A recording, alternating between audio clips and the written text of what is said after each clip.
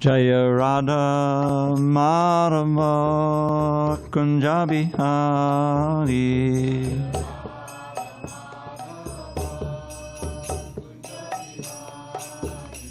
Jaya Radha Madhava Kunja Bihari.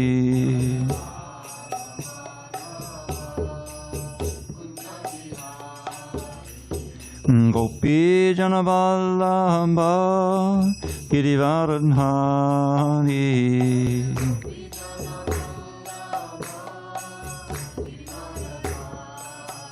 Jaya Gopi Jana Vallabha Girivardhari.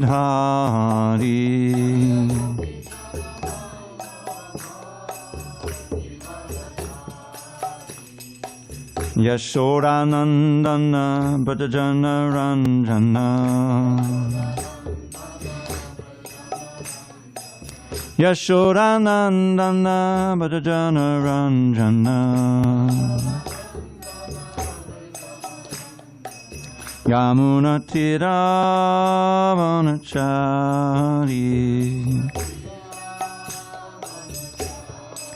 Yamuna Tiravanachari.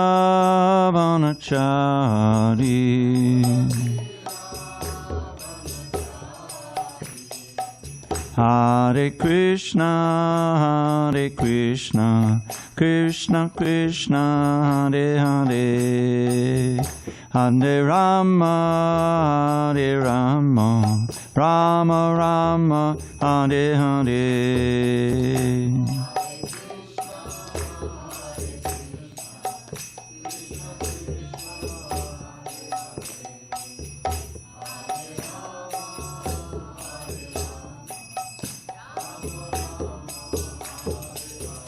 Hare Krishna, Hare Krishna, Krishna Krishna, Hare Hare, Hare Rama, Hare Rama, Rama Rama, Hare Hare.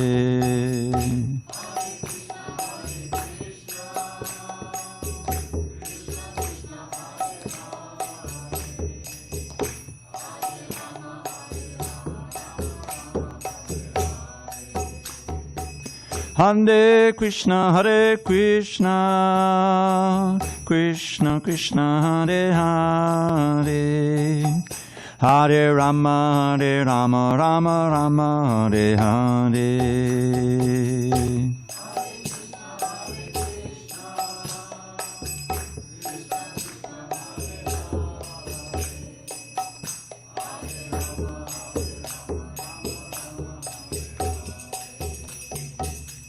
Jaya Radha Madhava Kunja Bihari.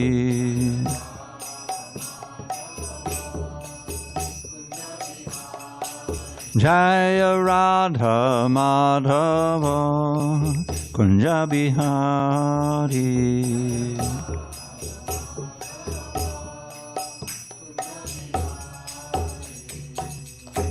Jai Om Vishnupad Paramahansa Paravajakacharya Ashtotter the Sri Srimad Divine Grace Srila A.C. Bhaktivedanta Swami Prabhupada Ki Jai.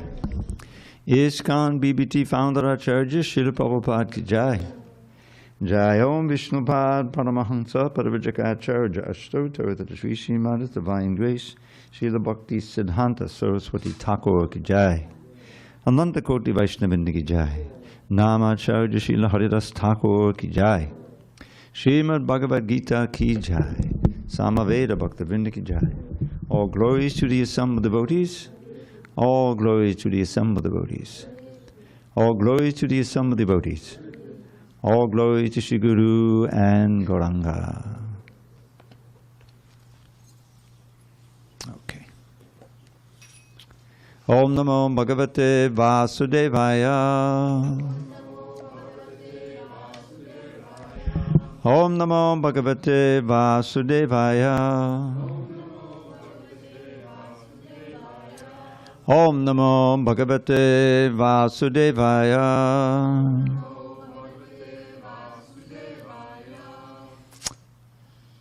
Where is Mahima? Oh. Does anyone remember? I think it's 17. Okay.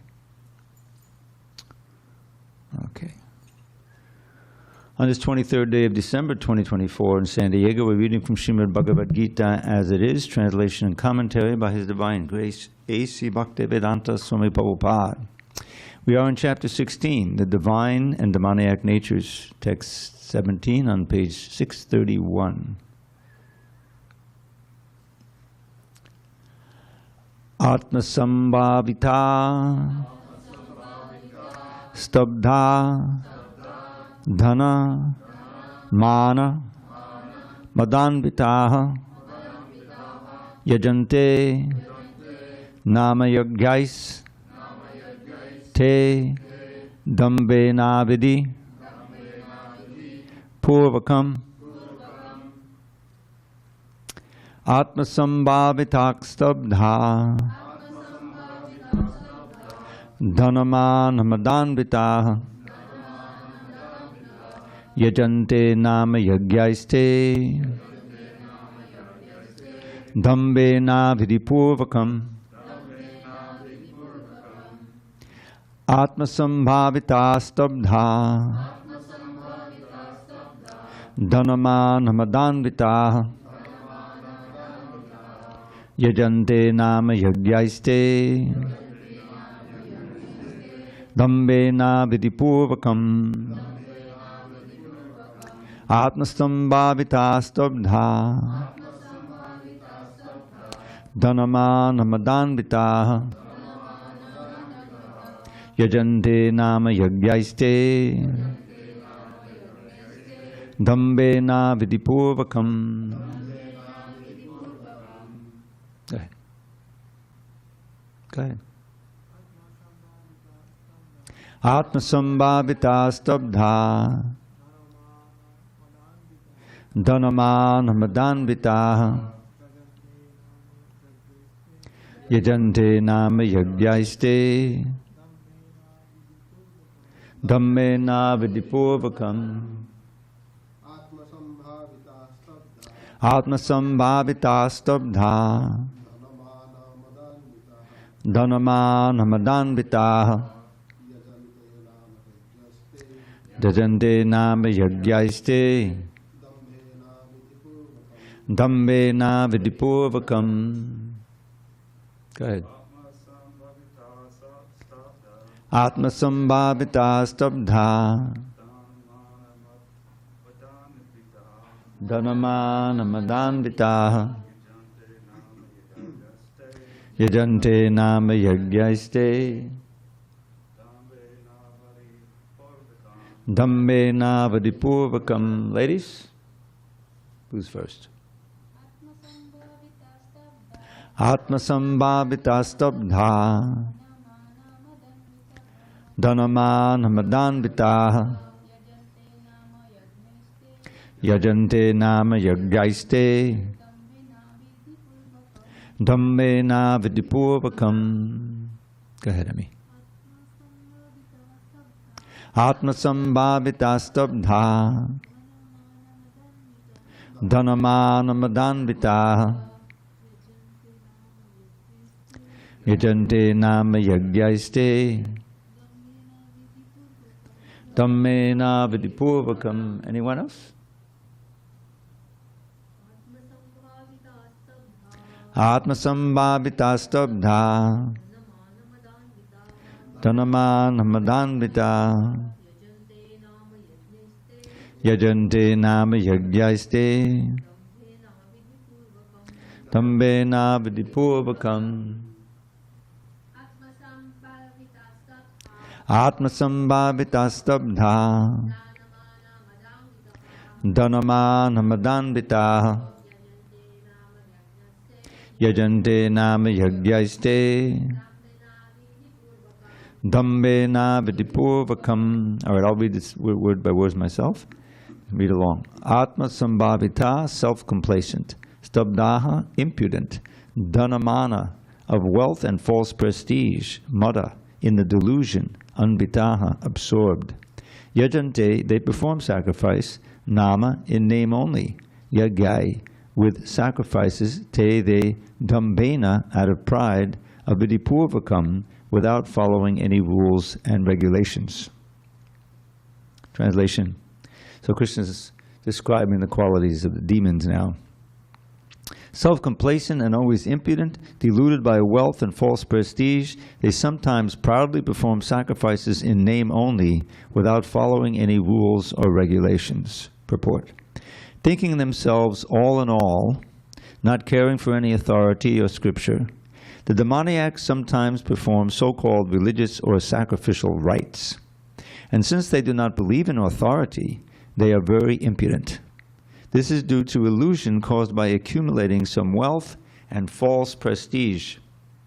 Sometimes such demons take up the role of preacher, mislead the people, and become known as religious reformers or even as incarnations of God.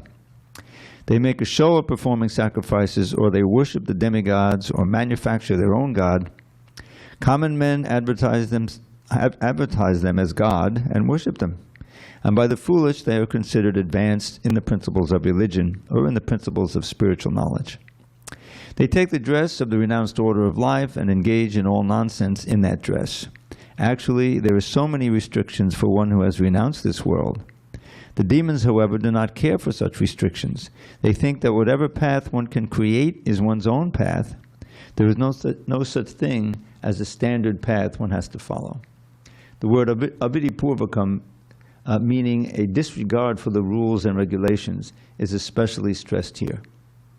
These things are always due to ignorance and illusion. Om jnana timarandasya jnanandana shalakaya chakshu unmiditam mena tasmai shri gurave namaha.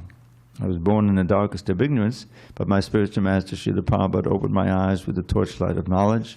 I offer my humble obeisances unto him and all members of Sri Parampara, the disciplic succession. So, Krishna is describing these qualities of the demons, all of which we should try to avoid. And I wanted to focus in on this word damba. You may remember that when he first started describing the demons, that was the first word he mentioned back in, let's see, okay, damba, dambo darpo bimanascha. Forget where that verse comes in. But anyway, it's not so significant exactly where it is. Yeah, here it is, text 4. Dambo darpa bimanascha kroda parushamevacha. Pride, arrogance, conceit, anger, harshness, and ignorance, these qualities belong to those of demoniac nature, O son of Prita. Then we had that same word a second time, which I forget, but it's one of the previous verses to this. So this is the third time that Krishna has applied this word, damba, to the demons. And Prabhupada, as in the word by word, he usually describes it as pride, but in the purport, he describes it as false pride. What it means is really hypocrisy. Hypocrisy, especially in the matter of wanting to appear religious, although they're not really religious. You see, this is the idea. And you find that today. You find that people who are in a position of the head of a church that emphasizes how you can get rich by making donations and planting the seed, and the Lord will then pour wealth upon you. And the example is the leader of the church himself, who may have 10 cars and 2 private planes and and he's proof of the benefits of that religion. This is a total perversion of religion, you see, which is based on this Ishavasya principle from the Isha Upanishad. Everything belongs to God. Ishavasya vidam sarvam yitkinchinchagatam gatena chaktena bundida magrada kasisid binam. That's the first mantra after the invocation, Om Purnamada. So what is that Ishavasya principle? This is an extremely radical position in today's world, or in any society of non-devotees, and that is that everything belongs to God, including ourselves. The functions of our senses, both the knowledge-acquiring senses and the active senses and everything, are meant to be employed in the service of the Lord for His pleasure. There's this famous verse, which I always forget exactly, the Bengali verse in the 4th chapter, Adi Lila. Maybe one of you can help me with this. It says, Atmandriya Priti Vancha Dare Prem Kam. Krishna Priti Vidyacha Dare Prem Nam. That the desire to satisfy one's own senses is called kama, lust, in its broadest sense, not just sex desire. And the desire to please Krishna's senses is called, in its purest form, is called prema. And that kama spirit that we have, and like I say, it doesn't matter, any conditioned soul, a little child growing up in an ordinary family, the kama means all these material desires that you want to fulfill. Some of them very strong, you see. So that's prema that's been perverted by contact with the material energy. That same ardent desire to enjoy material pleasure is meant for Krishna, is meant for us to participate in his wonderful dance of love in the spiritual world, and for his pleasure. And that can be engaged in even in this plane, in the material plane. And it is the great acharyas and realized souls who walk the earth who can inspire us and instruct us how to do that. There's this wonderful word in English, which is not quite used in this way anymore. I think it's a psychological term. Sublimation. Does anyone know that? To sublimate? You know that. So sublimation means to make something sublime that is now mundane, you see? So we need to sublimate our desires. These very desires, to see beautiful things, hear wonderful sounds, taste and touch, all of the senses that we have, which are now self-centered and feed our false ego that, oh, I am, as Krishna so wonderfully described when he's imitating the demons in the previous verse 13 to 15. This line I remembered, you remember from the last class. Krishna's imitating the demons. What do they say? Ishvaroham, aham bogi, siddhovan, siddhoham balavan sukhi. Now Krishna says more or less the same about himself elsewhere in the Gita. But for him it's actually true. Ishvara Parama Krishna. But here the demon is thinking, I am in control. Now think of some of the famous demons. Who else comes to mind? Hiranyakashipu, right?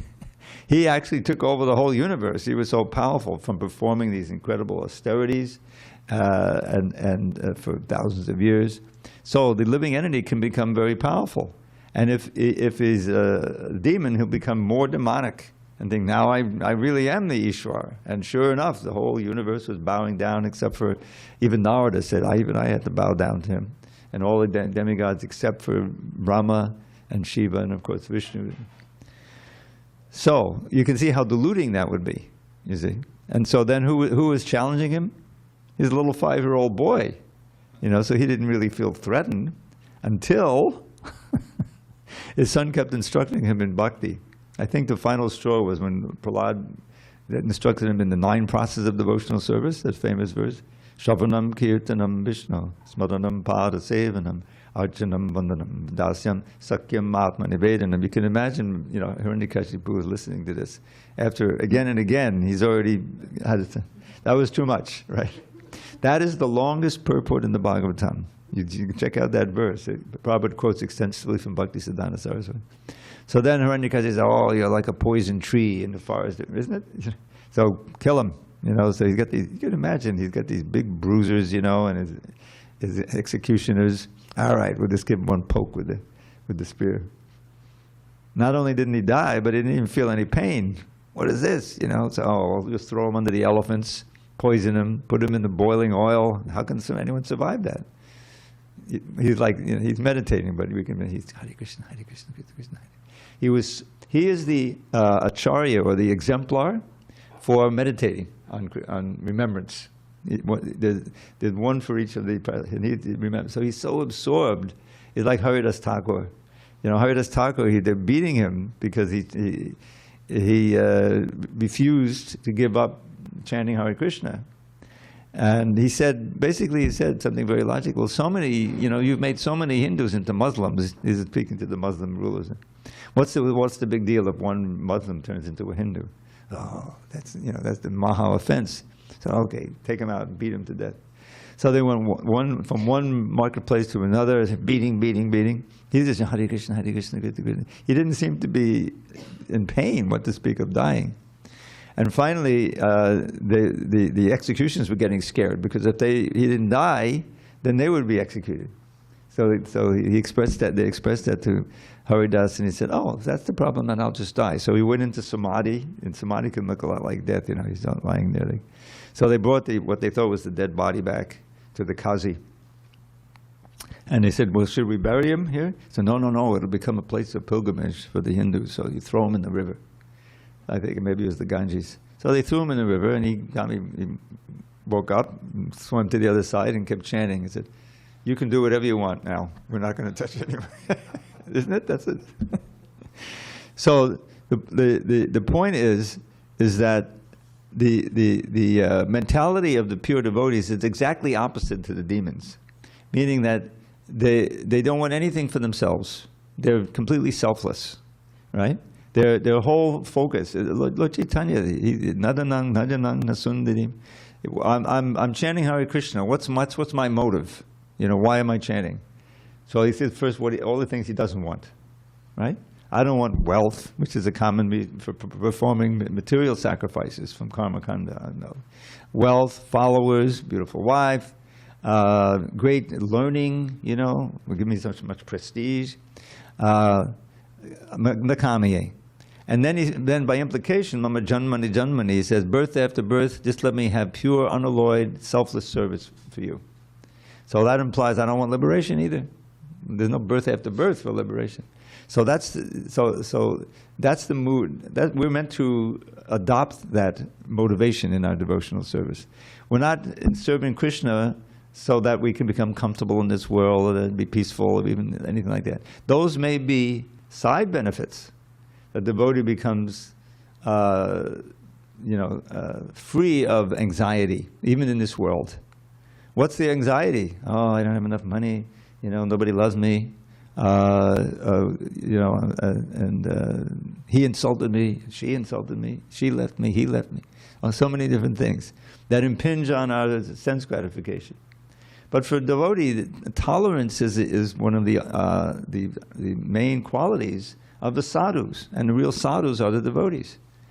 We try to reach that standard, like Kapila Dev. And so many new faces here, they haven't heard the Sadhu Sangashtaka. Have you ever heard of the Sadhu Sangashtaka? It's embedded in the Bhagavatam.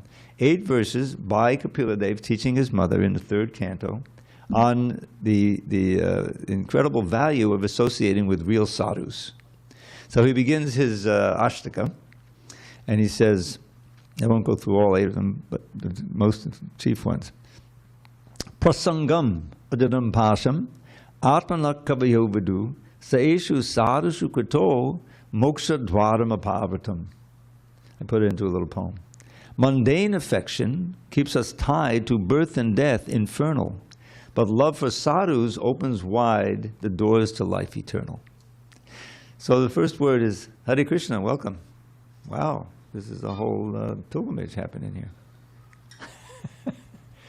So we have a Gita class until 8:15, then we'll have darshan. So you're welcome to stay for Gita class. Or maybe if they want, you can set them up in the lounge. Is it okay? Would you like to stay? You stay here? Okay. So take some of those cushions. You can all sit at the end there. And if we have any more Gitas, we have several up on.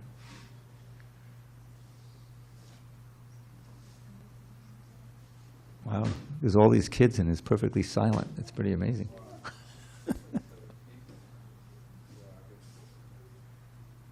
You have any more stands? We're low on stands. Okay. Just hold the book in your hands. That's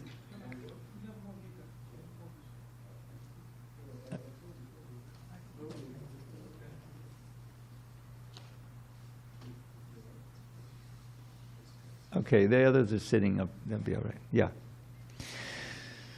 So, the Sadhu Sangashtaka. So, the first word, prasangam adaram pasham, the attachment for others who are not sadhus It acts as ropes, strong ropes, to bind us to this material world. Attachment to human beings and everything else. Ajaram pasham atmanak kaviyo vidu. The kavis, the wise person, knows that that attachment keeps us bound in this material world of suffering. Prasanga ajaram pasham atmanak kaviyo vidu.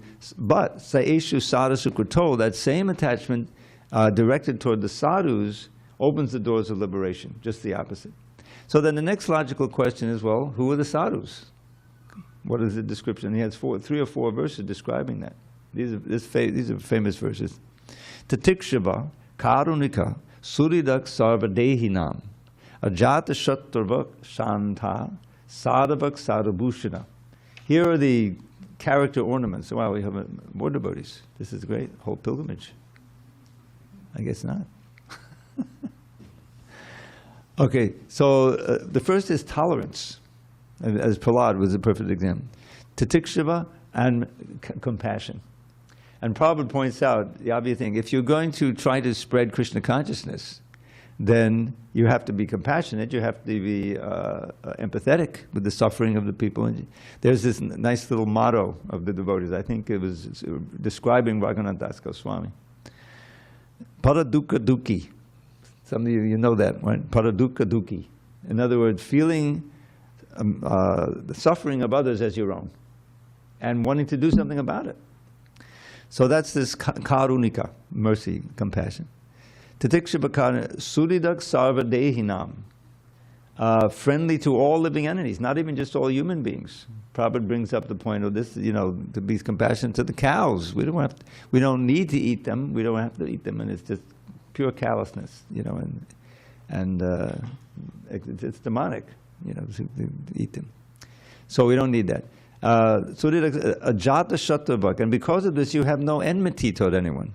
Your enemy is never born. That whole thing. Ajata shatravak, and shanta, peaceful, because you're not competing with everyone. You don't bear any grudges. You're trying to help everyone.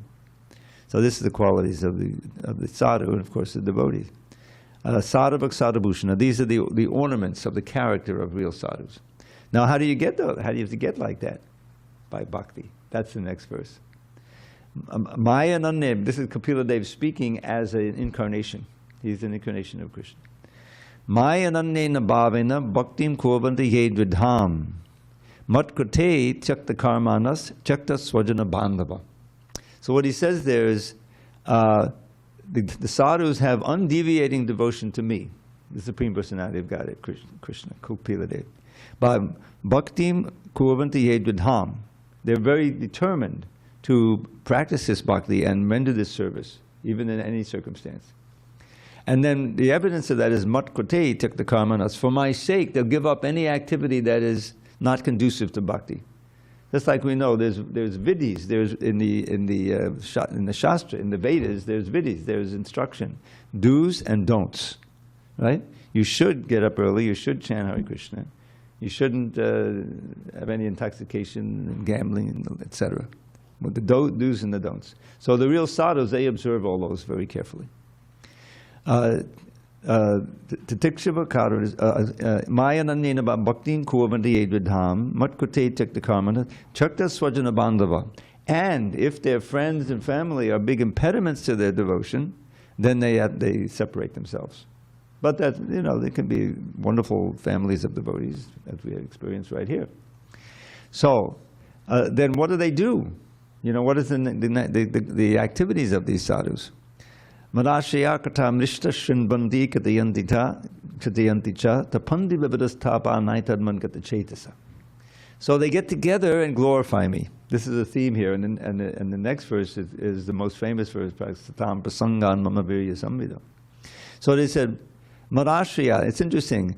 Ashya here means topics that deal with me, that have taken shelter of me. Madashya katam rishta, which are very enlivening and beautiful to hear and chant. Shrinvanti katayanti, they hear and they chant amongst each other. You see? Katayanti cha, and because they're absorbed so much in glorifying me, hearing my holy name, form, qualities, and pastimes, and relating them to each other, They don't feel the ordinary pains of this world. Just like we just described Haridas and Prahlad. They were so absorbed in remembering Krishna that they didn't even feel the material pains. And this is interesting, because I listen to Prabhupada lectures every day, and he gives talks on each one of these verses. So he gives an example, fairly modern day example, of someone who was so absorbed in another subject that he was able to have an operation on his stomach without anesthesia. You know who that is? Stalin. Stalin, the dictator from Russia during World War II. Hardly an example we want to follow, but an example of how your mind can be so absorbed in something else that you won't feel the physical pain. Also, you find that on a war field or football field. It's sort of rough and tough and tumble, but you're absorbed in the game or you're absorbed in the war that you don't feel the injury until later, and then, oh my God, I realized I got an injury in my leg or whatever. Anyway, but we want to have our mind absorbed in Krishna. So these are the qualities. And then he has I forget the Sanford for the next verse, but he says, oh dear mother, you should associate with these sadhus, because by association with them, you will get rid of all the sangha dosha.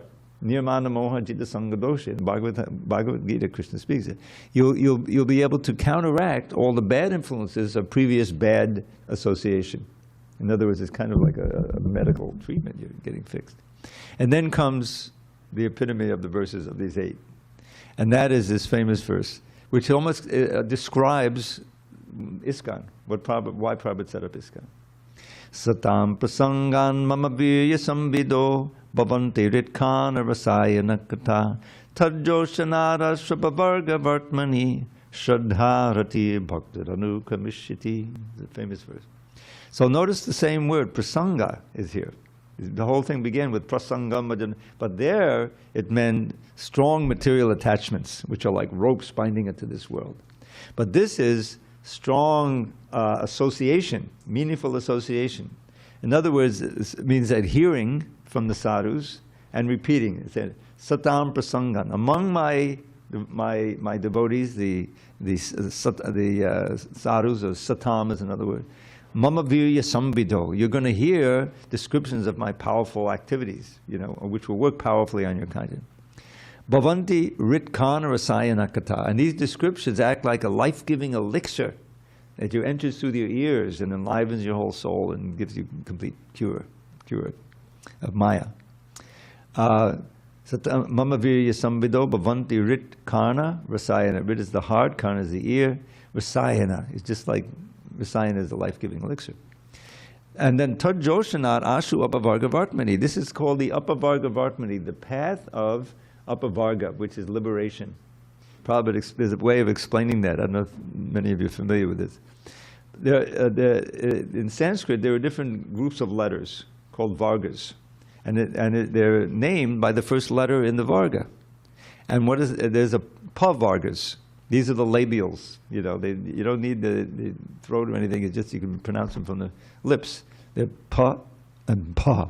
You've got the aspirate and ba and pa and ma. You see, pa. So each one stands for another element of misery in this material world that you're getting liberated from. So there's the apavarga, means none of these apavarga. So pa is parishrama, means hard labor to just live in this world. Hard, struggle for existence, right? And then there's pa, which means painila, which means foam. You're working so hard that the foam comes to your mouth, like the horses when they run, So then there's B, a ba, which stands for different things. Prabhupada said bhyartata, which means futility. You're working so hard, but you're not really succeeding in your material desires. Or it can simply stand for bondage, bandha.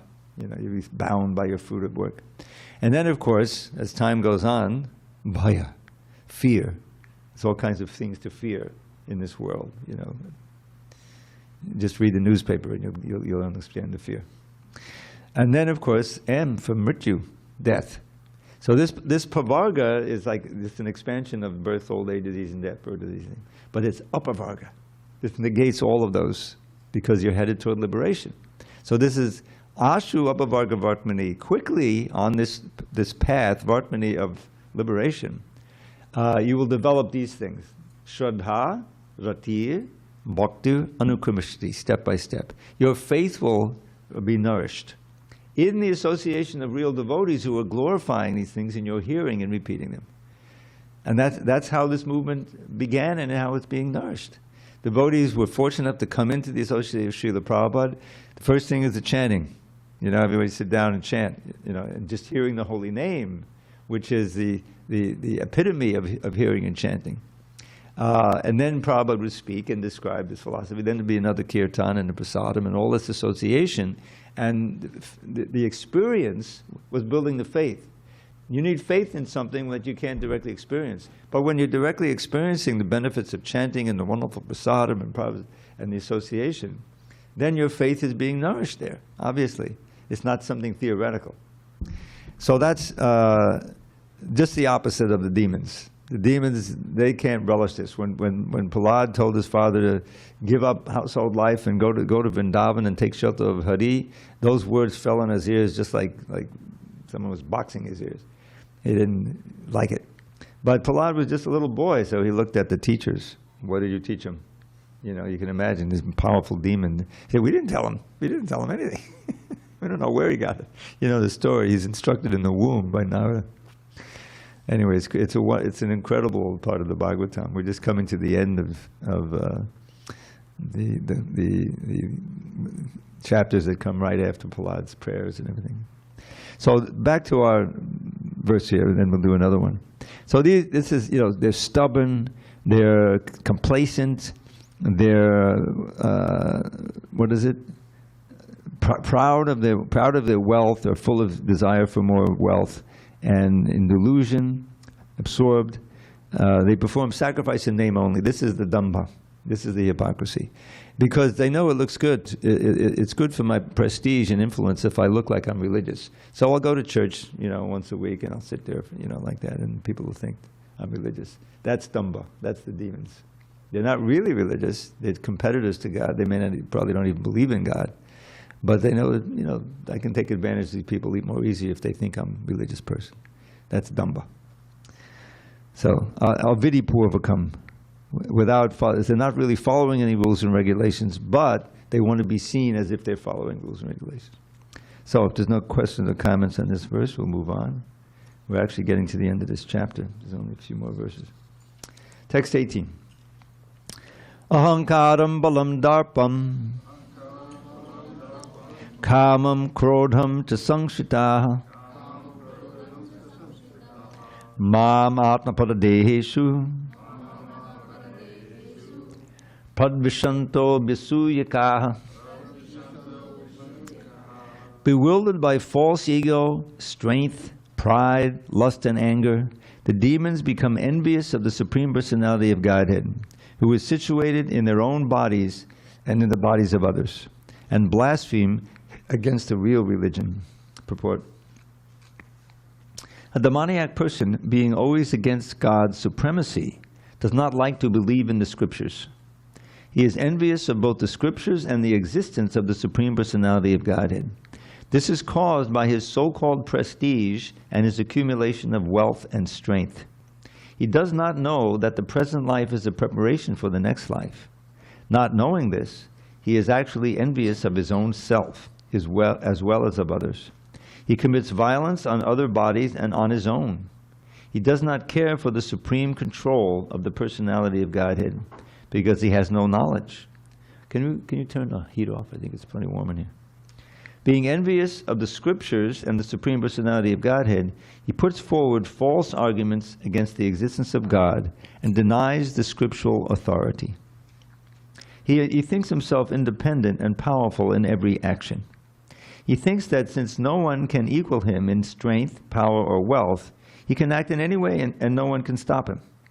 If he has an enemy who might check the advancement of his sensual activities, he makes plans to cut him down by his own power. So this brings to mind a phrase that Prabhupada would often utter in relation to the modern demons and what he had to contend with when he came to America. And that was this motto almost, this slogan that really grew out of World War II and the rise of existentialists, because the underlying conclusion there by philosophers, because of all of the havoc and incredible death toll in World War II, tens of millions, that is, how can there be a God? You know, how would God allow this whole problem of evil? Why were innocent children, you know, thousands being killed by the Nazis and everything? So how could God allow? There can't be a God, you see? So there are all these atheistic theories coming out. And that phrase, that I think it was the title of a poem by, I forget his name, a German philosopher. God is dead. You know, God is dead. So what that really means is, because, you know, Prabhupada would say, well, we know God is not dead. You know, God is living in Vaikuntha, living in our hearts, you know. But that's not what they meant. It's not that God was once alive and that he was dead. He was always dead. It's always been an illusion that there is a supreme God in the clouds, you know. We don't see him. Show me your God, that whole thing, you know. And of course, they're not eligible to see God, so that's proof that there's no God. So that God is dead mentality, even though people, and I don't know if you're aware of this, but the trend in the United States now for the last 20, 30 years is decrease in attendance in church, especially by young people. If the young people don't attend, then gradually that'll be the end of the church, because they have to have children and bring them to the church and like that. So what is causing that? What is causing that is just the general demonic atmosphere there is, and the experiences that they have. Sometimes with supposedly religious people who are really hypocrites themselves and taking advantage of position, and for whatever reason they haven't, their faith has been destroyed or never really took birth. And so that's happening in not only America but all Western countries. That probably would give us a proof, and that's why we have several temples that once were churches. I don't know if you've been to the Toronto temple. It was a huge temple with a big spire and everything, and they were able to buy that. Unfortunately, as with so many temples like this one, there was no parking lot attached. They have this big temple, and you have to try to find a parking spot. But anyway, be that as it may.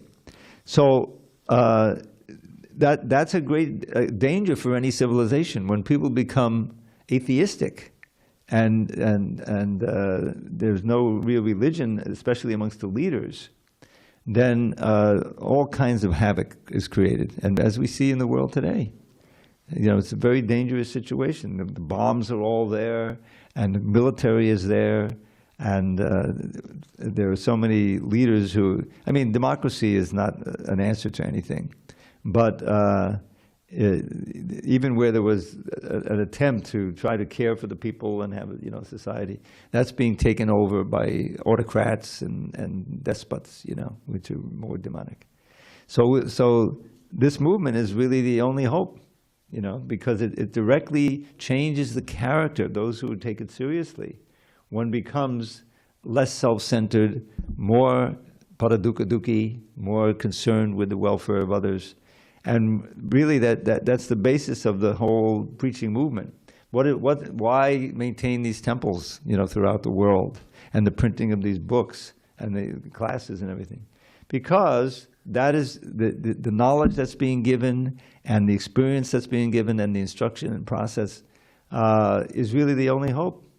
Because otherwise, the demonic influence can become so prominent in the world that can be great devastation, you know. And we see in our Shastra, you know, these wars that take place and the demons take hold. So this is a very important chapter. Just what we don't want, you know, false ego, false strength, pride, lust, anger. You know, we may recognize, I know in myself, many of you maybe grew up in devotee families, but I didn't, and my associates, you know, I had good fortune in that I wasn't, you know, associating with the lowest crust of society, but there wasn't any religion. I was a total atheist for my first 23 years, until, by the grace of Krishna, I came in touch with the devotees. There's this one devotee who used to feed me when I went to the temple in Brooklyn. I would hang out for a little while, go here, go there in the temple, and he would say, "Come on, take some prasadam." And we'd go downstairs in the Brooklyn temple, and I would be taking my rice and dal or whatever it was, and he would be preaching to me. He'd be filling my ears. And it worked. I became intrigued, and I read the real book. And I'm telling you, this is, to this day, all Prabhupada books are great, you know. But this Teachings of Lord Chaitanya was a book that just blew me away. It was so attractive and full of philosophy, because I was always philosophically inclined, you know. And that, you know, then I showed up at the temple, said, "Where do I sign up?" You know, and that was it. March 27th, 1973. And you know, this book, you don't realize it if you don't know some of the history of this book, this Bhagavad Gita. The Bhagavad Gita was one of the first books Prabhupada put out. It was printed originally in '68 in the abridged form. It has a history. You know, we didn't have our own press. It was hardly any money, you know, so we had to try to get one of the publishers to publish the Bhagavad Gita. So Brahmananda was Prabhupada's one of his first, you know, very important devotees, and he was assigned with that. So he would send letters here and there to the publishers in New York City. There's so many famous publishers have their offices there, you know. And he sent a letter to Macmillan Company, which was a big international publisher. They had an office in New York. I think they were based in England at the time. But anyway, and so he didn't get a response, but then he got a response, you know, from who he sent it to. And he said, "Oh, I'd like to, you know, see your Bhagavad Gita." So he told Prabhupada and said, and Prabhupada said, "Oh, this is very good, you see. Take the Bhagavad Gita, take the manuscript with you, and go and present it up there." And Brahma said, "Well, you know, I mean, right off the bat, take the manuscript. You probably just take the manuscript, you know, you'll see." So he went up, and it turns out the fellow who had written to him was not one of the, you know, executives there. It was just a clerk, you know, doing office work. So Brahmananda said, "Okay." So he was visiting with this fellow who was interested. But then one of the main editors or top, you know, executives walked in, and he overheard Brahmananda speaking about Bhagavad Gita. He says, "Oh, we're looking for a Bhagavad Gita to publish." Macmillan, you know, which is an international publisher. He says, "Oh, we have one. You see, here's the manuscript." "Oh, really? You know, this is good." You know, so they didn't want to publish the whole thing, you know, like we have here. This is a 700-800 page book. They weren't ready to go in for that. So they insisted that Prabhupada, you know, cut it down to 400 pages max, you know. Prabhupada said, "Okay, if that's what we can do now, we'll do it." But it came out. I'll bring it one night for those regulars to see. I have a copy of it. There was a blue book. It was 400 pages, you know, abridged. No Sanskrit, no word by words, just the translation and some of the purports. That was the thing. He couldn't include all the purports. It's, you know, to take 400 pages off this book is not easy. So that came out in '68, but Prabhupada was really eager to get this unabridged published. So he had Hayagriva working on it, you know, and he had Pradyumna was learning Sanskrit, and he was helping, you know. So it finally came out in '72. And Prabhupada, there's a wonderful picture, I'll bring it, you know, Prabhupada is getting the first copy, you know, and he's just ecstatic. He says, "Oh, finally, you know, we got the Bhagavad Gita as it is, you know, because there's so many Bhagavad Gitas that, as it wasn't, you know, presented, or as it isn't." So that was a big watershed. And, but I remember, you know, even as a bhakta, we have Bhagavad Gita class every day in the evening, and with also Nectar of Devotion. And I told Jayawada Das, not a Brahmachi, he wasn't a sannyasi, but he was an editor. He was one of the first editors. And I said, "You know, this isn't right. This can't be right." And it was from the chapter 14, and it was Rajaso Lobha Evachak. This is one of the lines of what happens in the mode of passion. One of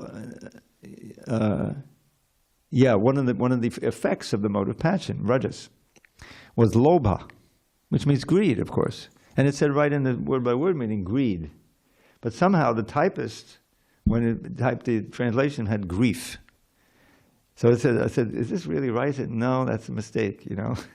And there were many like that. Some of the more egregious ones that were fixed. At the end of the 9th chapter, there's a verse that's almost repeated word for word in the 18th chapter, the famous Manmanabhava Madbhakto Madhyaji Mam Namaskuru Mame Vaishasi Yuktvaevam Atmanam Matparayanaha. The second part is a little different. So, which means, you know, obviously, think of me, become my devotee, worship me and bow down to me. Certainly you will come to me, you'll be, I promise, no, that's the 18th chapter, but you'll come to me because you'll be always connected to me like that. So the part about become my devotee wasn't there. That was missing. that was fixed, you know. So these are some of the obvious revisions that were made in 1983. Jaya Dvaita Maharaj spent 2 years on it with Gopi Puranadana. And but even after all of that, you know, it was, and that's the one I recorded. By the way, if anyone is interested in a recording of the Bhagavad Gita as it is, including the purports and all the verses, just write me at Dravida108, Gmail. I recorded it back in 92 when I moved here. And so that's available. It was on the cassette, you know, cassettes. I had to put that on to digitize it and everything. So anyway, the Bhagavad Gita has gone through, you know, some refinements, but all in the name of bringing out what Prabhupada really meant and what Krishna really means here. So I just thought I'd let you know about that. Okay, any comments on this verse? Because it's getting a little late, and I'd like to leave a little time for a few poems. This is my signature. Yes, Prabhu? Okay. I don't remember a class that you attended that you don't have a question, which is good. Sorry. No, not sorry at all. Thank you. It's good. Earlier, you talked about compassion and tolerance. Yes. And sometimes people aren't really nice to other people, and I've read that people sometimes aren't nice to devotees. What is the mindset within the order towards people that are hostile to devotees and just the pursuit of divinity in general? Yeah, well, the thing is, the tolerance is there because the compassion is there. In other words, you realize that someone is inimical toward you because it's in ignorance. They really don't know that you're trying to give them the most valuable thing that there is, you know, which is the Hare Krishna mantra and the books and all that. So we see it in the Bhagavatam all the time. I gave the example of Hiranyakashipu and Prahlad, which is a perfect example. But there's other demons who are inimical to devotees because they want to, you know, take the role of God in society or whatever. You know, there's all kinds of reasons. So you tolerate. You realize that it's just like a parent with the child. The child may throw a tantrum, you know, and even throw some food at the mother, you know, or whatever it is. Maybe that happened to you at one point. And but the mother doesn't get angry at the child and say, "Oh, I don't want to have anything to do with you anymore." You know, you realize that this is a tantrum because of their ignorance, and so at a certain point, of course, you withdraw. The person is blaspheming and so forth. It's not that you just stay with them, but you don't hold a grudge. You don't feel enmity toward them. You really feel, "Oh, this is an unfortunate person. Can't see the value of what I'm trying to give." And this is the Buddhist Buddhas, you know, experience that oftentimes. You know, people reject it, you know, whatever. But he says, well, okay, but the next person maybe. You don't get discouraged. That's the point. And that's where the compassion comes in. You realize the urgency of the mission. People don't realize it, that their life is in danger. They've got a great opportunity to learn something about their eternal spiritual nature and to become enlightened and really progress out of the problems of birth, old age, disease, and death. No, they're ignorant. They're ignorant. They may not be so innocent, but they're not in the demonic quality. You're looking for people who are ignorant but not inimical. The out and out people who are out and out inimical, you really can't deal with them. You know, those devotees who go out and try to help, you know, distribute books. But the patience is there. That's part of being compassionate. that there's always going to be a certain number of people who are receptive, or who pass by the book table or something, And every day there's a very nice what do you call it? Email group of stories of successful people of distributing, and it's just so moving. I mean, Vijay is sending these stories out. Devotees somewhere in New Zealand, some fellow. Did you read the latest one? Some poor guy came by, and at first he passed the table, but then he turned back, and his wife had died in the hospital due to a mistake of the doctors. This is, and so, but somehow he felt that there was something there, and the devotee who was distributing the books came back, and she gave him the Bhagavad Gita, and she sympathized, and there's a wonderful picture of him standing there, and he felt so grateful, So this is the point: is that yes, there'll be many people who are who ignore you or even insult you, but you realize, oh, this is just out of their ignorance. I'm not going to let it get to me. And you approach the next person, and there's a certain percentage who are receptive. So that's how to deal with it, But you have to be careful not to listen to blasphemy. If they start insulting you or insulting, Krishna or whatever, you have to leave that place as soon as possible, or react in that way. But I imagine that's a growth process, right? I mean, I imagine a newer devotee may have more difficulty dealing with insults and hostility, yes, not personalized. Yes. Right? So that's why you need to get strong through the sadhana practice, so that you're more confirmed in your bhakti and your faith, so that you can tolerate those things and not be thrown for a loop. All right, we're going to open those curtains. All glory to Srila Prabhupada. Hari Hari Bol. Of course, I didn't have a poem, so I'll give you a little phrases. Lord Chaitanya, he told Nityananda and Haridas, he gave him out, Bolo Krishna, Bodha Krishna, Koro Krishna Shika. Just chant Shri Krishna's name and worship him with all your heart. Follow his instructions, and to others them impart. Just follow that, you'll be a Hare Krishna. All glory to Srila Prabhupada.